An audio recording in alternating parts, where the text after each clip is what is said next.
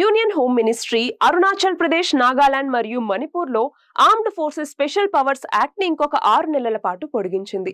అసలు ఏంటి ఈ చట్టం? Armed forces special powers act అన్నటువంటిది మొదటిసారిగా మనం చూస్తే క్విట్ ఇండియా టైంలో 1942లో క్విట్ ఇండియా మూవ్మెంట్ ని సప్రెస్ చేయడం కోసం బ్రిటిష్ వాళ్ళు దీన్ని మన మీద ప్రయోగించారనమాట. ఆ తర్వాత 1958లో అస్సాం ఈ ప్రాంతాలకు సంబంధించి దీన్ని ఎక్స్టెండ్ చేశారు. ఆ తర్వాత హోల్ ఇండియాకి ఇది అప్లికబుల్ అవుతూ వచ్చింది. అయితే ఇప్పటికీ మనం చూస్తే నార్త్ ఈస్టర్న్ స్టేట్స్ లో చాలా చోట్ల ఈ చట్టం అన్నటువంటిది అమల్లో ఉంది.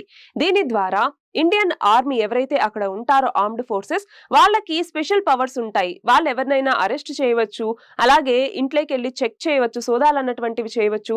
సో వాళ్ళని ప్రాసిక్యూట్ చేయాలంటే సెంట్రల్ గవర్నమెంట్ పర్మిషన్ అన్నటువంటిది ఉండాలన్నమాట. అయితే ఒక ఏరియాని డిస్టర్బ్డ్ ఏరియా అనేసి డిక్లేర్ చేసిన తర్వాత ఈ చట్టాన్ని అక్కడ ప్రయోగిస్తారు.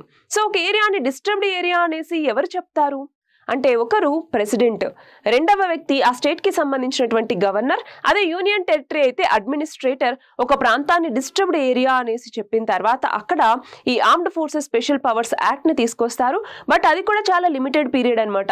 ఎవ్రీ 6 months కి ఒకసారి దాన్ని మళ్ళీ రివ్యూ చేసి కావాలనుకుంటే అప్పుడు ఎక్స్టెండ్ చేయవచ్చు.